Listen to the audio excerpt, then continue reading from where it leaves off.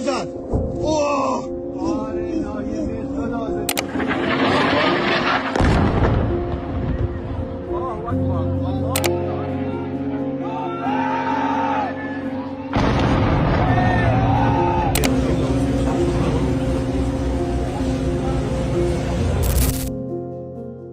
Bayangkan tinggal di sebuah negara yang sistem pertahanannya dianggap terbaik di dunia, tapi tiba-tiba langit kalian berubah jadi merah karena hujan rudal.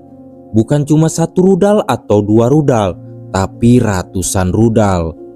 Minggu ini, dunia menyaksikan pemandangan yang gak pernah dibayangkan sebelumnya. Warga Israel menangis ketakutan, bunker-bunker penuh, dan sirine gak berhenti bunyi. Kota-kota besar kayak Tel Aviv sampai Haifa diguncang rudal hipersonik Iran yang kecepatannya nggak masuk akal. Tapi pertanyaannya, kenapa Netanyahu tetap memilih jalan perang? Apakah ini benar-benar demi membela negara? Atau warga Israel sedang dikorbankan demi sebuah ambisi kekuasaan? Mari kita bedah update situasi panas antara Iran dan Israel yang bikin dunia diambang kiamat.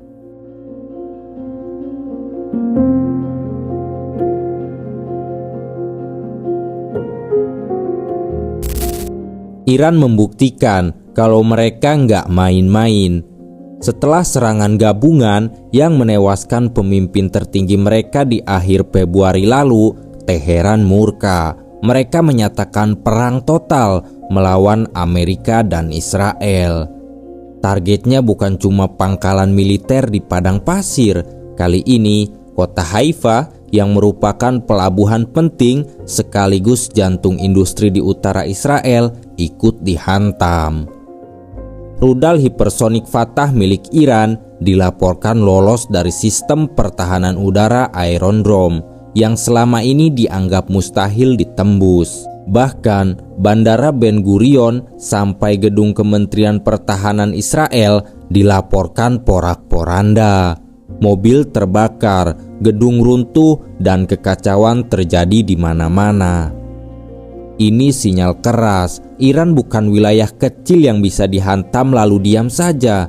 Mereka adalah salah satu kekuatan militer terbesar di Asia.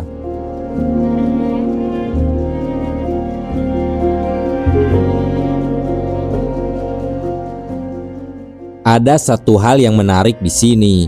Amerika dan Israel sempat merilis video serangan mereka ke basis rudal Iran dan mengklaim operasi itu sukses besar. Tapi tunggu dulu, para analisa militer internasional justru tertawa melihatnya. Kenapa? Karena ternyata Amerika diduga cuma menghantam replika drone dan instalasi umpan yang sengaja dipasang Iran. Iran sengaja menyebar ribuan decoy atau umpan murah seharga beberapa ratus dolar. Sementara Amerika menghabiskan rudal jutaan dolar cuma buat menghancurkan kayu dan plastik. Strategi klasik tapi mematikan.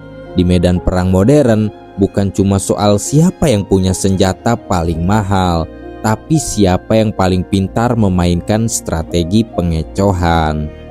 Dan sejauh ini, Iran tampaknya sedang memenangkan perang kecerdikan ini.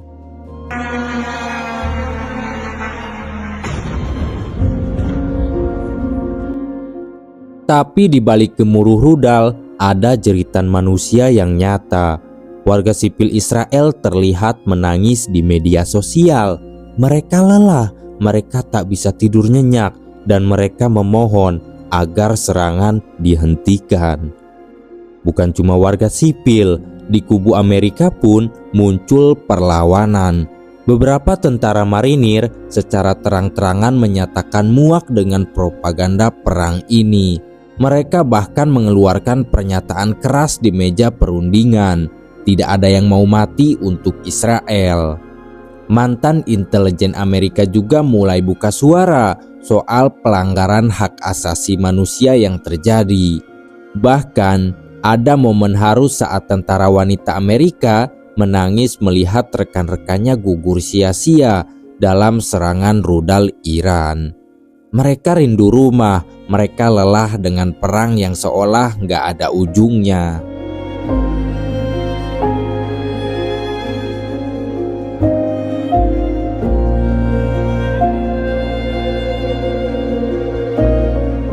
Seorang sejarawan asal Beijing, Jian Quinn, sempat angkat bicara.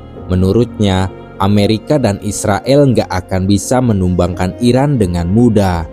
Bukan cuma soal rudal, tapi soal kesiapan perang asimetris yang sudah dibangun Iran selama puluhan tahun. Terlepas dari siapa yang merasa paling benar, pada akhirnya yang paling menderita adalah rakyat biasa. Di balik suara ledakan, ada anak-anak yang tak bisa tidur, ada ibu yang menangis di dalam bunker, dan ada keluarga yang kehilangan segalanya. Apakah Netanyahu akan terus mengorbankan warganya?